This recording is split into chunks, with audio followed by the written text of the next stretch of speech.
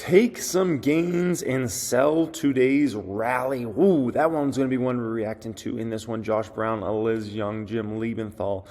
Share my perspectives and opinions on that one in this video here today, folks. Second video I want to react to is macro uncertainty is as high as I've seen it in 42 years of business, says this gentleman from THL Partners who looks like, whoa, is this actually being recorded? I thought this was just a radio show. This is television too?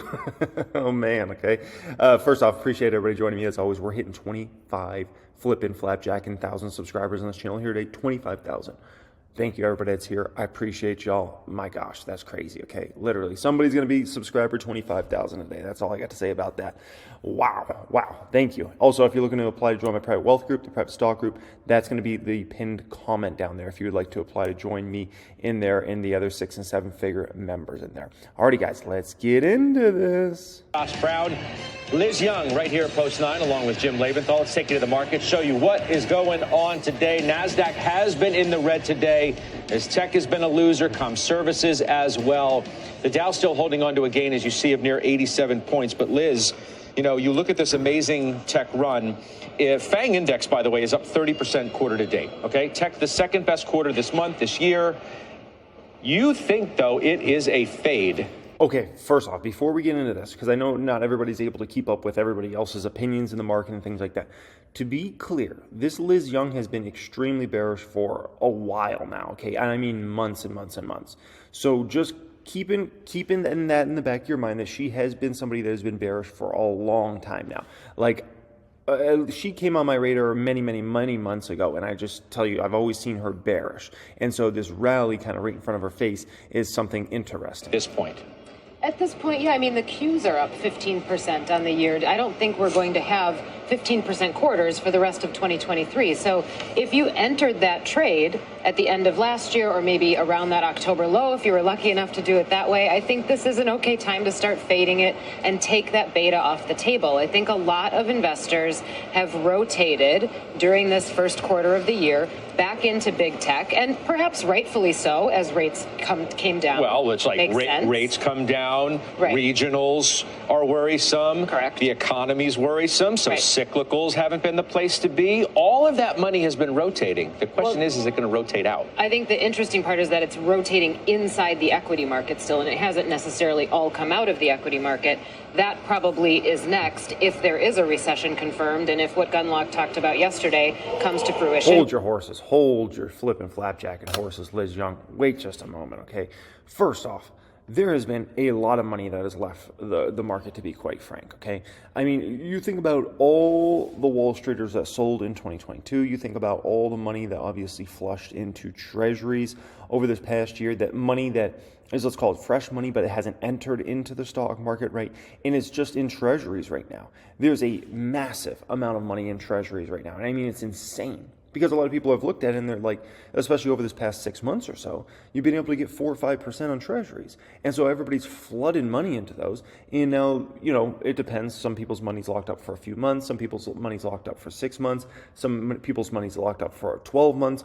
But to try to assume or say like money's all in the market right now, I can tell you that's 100% false, okay? Based upon data and based upon just like common sense, I would say that. So that's insane that she would even say that. It would come in the next 3 to 4 months or so. Then you would expect money to rotate out of the equity market, in which case this is a great opportunity to take some gains in tech. I'm not saying sell out of it entirely. Look, some of those names, if you're holding them in a long-term portfolio, if this is your retirement portfolio, absolutely keep some of it. But if you've become overweight tech in this big run, take some gains. So, Josh, tech's forward peak. So to be clear, she's basically saying if you're a short-term trader, trader, she's basically saying to take your profits now on those positions, right? But once again, do keep in mind, she's been bearish this whole time. I've reacted to several of her videos on this channel over time, and I can tell you she's always been bearish from what I've seen. And this is courtesy of Liz Ann Saunders from yesterday on Twitter. It's up 30% since October. And Bank of America says the money's still going there. Biggest week of inflows since October into tech, seen buying every week but one year to date. So what do you make of this? Answer the critical question, which really is, do you continue to buy into it or do you just start to fade it?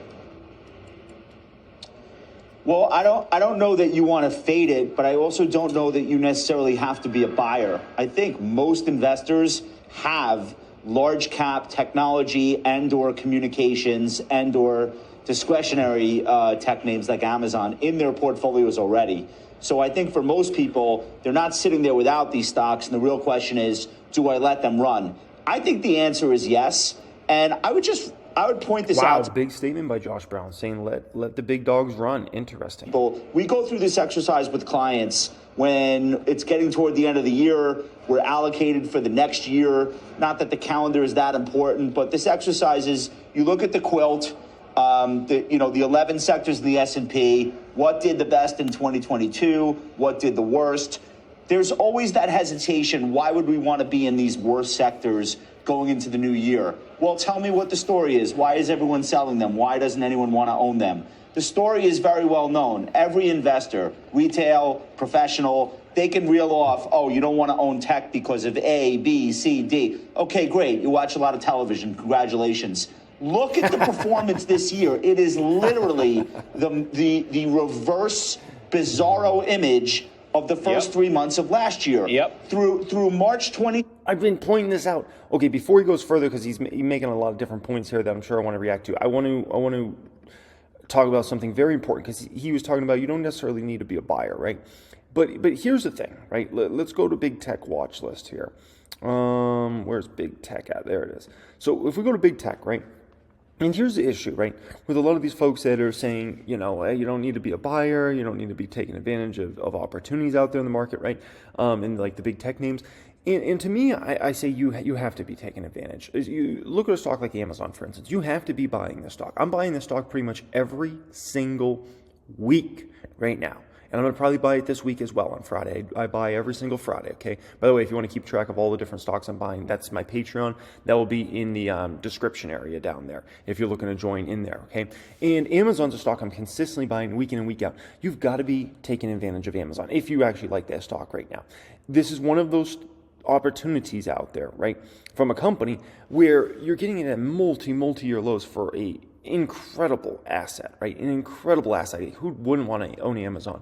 And to try to play around and say, well, Amazon might go to, 88, so I'll wait till it goes to 88 or something like that. Like if it goes to 88, just buy more shares, right? As long as you always have more income than expenses every month, you're always in a position to buy. So to try to get perfect around buying and hoping it goes to this price, because it might not, right? And it might go to 95, and then it might go to 105, and then it might go from 105 to 195 over the next 2 years, right? And you might never get that opportunity. And so that's why when assets are giving you great pricing, you've got to take advantage of those assets. Don't get too picky around pricing. People have gotten way too spoiled, especially in a downtrending market where they assume everything's going to fall to their magical price, and then they miss opportunities. And the same thing happened last year with stocks like Meta, right? Meta gave you an incredible opportunity under $90 a share. That wasn't good enough for some people. They wanted at $70 a share. 88, I want at 78. I want at 60. I want at 58. Just throwing out ridiculous prices. And it's like, dude, if you're not taking advantage of incredible companies at multi-year discounts, you're doing this whole game wrong, man. The whole game of long-term investing is just like, you've got to take advantage of these sorts of opportunities, because I can just tell you, as somebody who's been doing this for 15 years and studied prior times way before I got in the market, right? You don't get those opportunities to buy great companies at multi-year lows very often. It's few and far between. And so when you get those opportunities, you better work with urgency, you better pounce, and you better know what you're doing. The three worst performing sectors year to date: energy down 13, financials down 12, utilities down 10. The top two, communications and tech. And where was Wall Street telling you to put all your money if we go back to last year? Energy, financials. Energy's financials, right? Look at that. And what have you got for it? Nothing, right? If I take you back to last summer, right? When actually I think I started this channel in the summertime. The amount of times I would react to videos and folks were just all the time about energy, financials. That's where you need to be positioned. They were still talking about this in the fall time of 2022. And meanwhile, you should have been positioning into Meta, Nvidia, AMD, all those opportunities, Tesla. Like, we could just go through the list, Shopify. Like, those were the incredible opportunities. And all you've gotten with energy and financials is obliteration, to be quite honest. So that's why it pays to not just be kind of, a sheep in the herd, as they say, right? Both up 13. literally the reverse. The performance this year. And so just understanding that what goes around comes around, and eventually most things find a way to come back. A lot of people give up on them before they do. So let me just give a little bit more color to that PE ratio, and then we'll get Jim in the mix because I know he's losing his mind right now. The median PE for the XLK, that's just tech, is 27 times. The median forward PE for the XLK is 21 times. I want you to contrast that with January of 2022. The median PE was 35 and the median forward was 26. So yes, we've had PE expansion for tech since the lows in October, but let's not cherry pick that one specific date. If you go back to early 22. And here's a super important point he's not even bringing out, okay? And this is so important. Don't forget, all these big tech companies, almost all of them, cutting massive amounts of employees and costs to their businesses. So they're going to emerge supremely more profitable over the next several years than they have been in the past. And so as their revenue grows, so much more of that revenue is going to hit the bottom line than in previous years. So that's something that's going to matter in a significant way and change the net incomes and the earnings per share of those companies quite substantially, not just this year, but I'm talking about for years to go in the future. It was much more expensive than it is now, both on trailing and on forward. And the fact that they trade at a premium to the overall S&P should not be the thing that has you fading or selling, because guess what? They always do. It's a good point. One that, Lori Calvasina, Jim, seems to share. Tech sector valuations have room to run, is what she says. Look, if you're worried about growth, you're going to go where the growth is. You're going to go where the money is. If you're, worried about companies, their balance sheets, at least in some sectors, you got a lot of cash flow within technology. It's not a, rocket science as to why money has flowed here. Oh, isn't that weird? CNBC is so weird. Like, play it out, man. Let's play out that next part. Like, if you're going to start going into it, let's play it out, baby. Okay. All right. Next one up here. Macro uncertainty is as high as I've seen in 42 years in the business. HL Partners. He's also the chair of Mass General Brigham. Thank you for joining us. It's my pleasure. Did your view of the world change? Hey, they're missing a guy. Did they cut cost here, CNBC? They're missing the guy that used to sit over here. Very much in the past 2 weeks with I would say that the view I've had is that the macro uncertainties are as high as I've seen in my 42 years in business. That has created an enormous amount of risk in lots of different areas, and I think the combination of that with the amount of fiscal stimulus and monetary stimulus we've seen over the last few years has created the situation that we're in today. I had no idea, obviously, about something like what happened with Silicon Valley Bank. I think it's just one more example of the unintended consequences of actions that more directly were positive that were taken during the pandemic, but just another reflection that there are risks out there, as they say, that we just have no idea about. I mean, ask anyone, we've talked about it so much that you ask anyone on the street, interest rates are going up. What does that mean? It's bad for the NASDAQ, bad for tech. Everybody knew that interest rates going up can have a deleterious effect on things. Why did we miss the ball on duration risk? And knowing that we were at zero for so long, right? Shouldn't we have known that there's a lot of paper out there that isn't marked to market? And we're hearing more and more about that. Before we go further here, okay, you heard what he just mentioned. Interest rates going up, it's going to be bad for tech stocks, bad for NASDAQ stocks. And so you might say, okay, well, if that's the case, we've had the Fed raise interest rates twice already this year, right? And we'll see if they're actually done or not now at this point in time, right? But they've raised interest rates twice. Meanwhile, NASDAQ's pumping, tech stocks pumping. What's going on here, right? Here's the thing. Everybody views, or I should say most people view, that the Fed's done or about done. And so there was a view coming into this year is, the Fed might raise a couple more times and then they're done. And so because it's a view, people are trying to get ahead of that, right? And so assuming interest rates are going to be stagnant or actually go down, which actually changes the way you can value companies, right? Because the way a lot of algos in Wall Street values companies is by basically taking, what a company's making, let's say, for instance, and then go ahead and divide it out by, free cash flow divided out by, let's say, whatever the interest rate is at that particular time. And so if you're at a 1% interest rate, Fed funds rate, you're going to pay a dramatically different number for that company versus if the Fed funds rate's 4%, let's say, for instance, okay? And so being that the algos do that, being that a lot of folks on Wall Street do that, the way they're going to value companies is very differently in this environment with Fed funds rate of 5% versus a 1%, right? And so if we're going back to 1%, or 2% even, then, obviously companies are going to be valued very differently from a lot of market participants. I don't really look at it that way, but I'm just telling you algos and a lot of Wall Street looks at it that way. And so that's just something very important to keep in mind there, okay?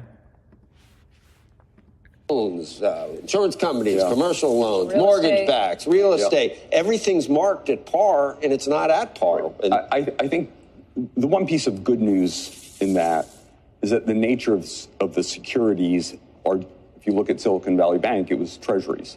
So enormous exposure, enormous mismatch in terms of the assets and the liabilities. But money good eventually. But eventually money good. What about the $90 billion in loans that the FDIC is still setting on it? And that's where we don't know. And that's one of the issues that we'll see flow through the entirety of the economy. I would say that the probability that earnings are going to meet expectations in the next couple of quarters is not high. I think that's going to be something else the market's going to try to absorb. I think we've migrated the economy to business models that are better business models and that represent a higher percentage of the public equity markets than we had a decade ago. I was saying to somebody today that in the 4 decades I've been doing this, there have been numerous times where we've said, gee, that next generation is going to have it much worse than we had it. There's not going to be any growth. And yet ingenuity, technology, often deregulation leads to these spurts of significant growth that's been very helpful to the U.S. economy. And obviously we're a major player in the entire global economy. Is it going to happen again? Helpful. Is it going to happen again, or have we run our playbook on that? Yeah, I think if you look at what's going on in life science, the technology's driving significant improvements in life science. If you look at the things, that's a great point, and I think we should all just keep that in mind, right? Because I know a lot of people like to say, "Oh, the next generation screwed, this generation screwed, this generation screwed." I can tell you, if you ask me, would I have rather been in my generation when I graduated high school in 2008, 2009, or like nowadays? For sure nowadays. When I graduated high school and started entering the workforce, right? Dude, it was so hard to get a job. I had to get a hookup from my brother to be a dishwasher making $7.50 an hour. Nowadays, I see all these places hiring $15 an hour, $17 an hour, $18 an hour for entry-level jobs that like literally anybody can do. And I'm like, yeah. I would have loved all these opportunities that are out there nowadays. Far better opportunities than I had, and it's not even remotely close. And I would say probably the next generation as well. So I think it's nice in people's mind that they always like to say, "Oh, the next generation's screwed." Actually, the next generation will have it way easier than you had it. That's just always been the way it's worked out, and it'll always be the way it works out. And anybody that tries to doubt that is basically betting against the United States of America. And as Warren Buffett tells you, don't bet against the United States of America. Come out about generative AI and the possibilities that has to improve productivity. Yep. We're not going to get there, I don't think, by bringing wage rates back down to under 2%. I don't believe that's interesting, yeah. Probably what's going to happen. So the Fed might be looking at the wrong thing. Well, no, I think what they're saying is let's get it down to 4 to 5%, and let's hope productivity brings that down to a 2% target. And so automation, productivity, in lots of different ways are going to be really critical to making that work. And hopefully that will happen. But in the near term and midterm, I think we're in for more pain before we get to that place. Interesting, and you know, so many companies are going to be game changers on the productivity front. I mean, there's already so many companies out there, but that's just going to continue to expand over the next 10, 20 years. You know, companies like Palantir and many others that are going to use data and artificial intelligence to help companies make better decisions, whether it be hiring, whether it be on sales and marketing, whether it be on cost for the business. It's going to be incredible, right? So work with urgency out there, folks. Take advantage of deals. Thanks to everybody that's subscribed as always. If you're looking to apply to join my private stock group, private wealth group, get your own membership card here, and then once you hit 6 figures in the market, we're going to send you a diamond award, and then once you hit 7 figures plus in the market, we'll send you a 7-figure club. That'll be in the description area, also be pinned comment if you're looking to apply to join us in there. Much love and have a great day.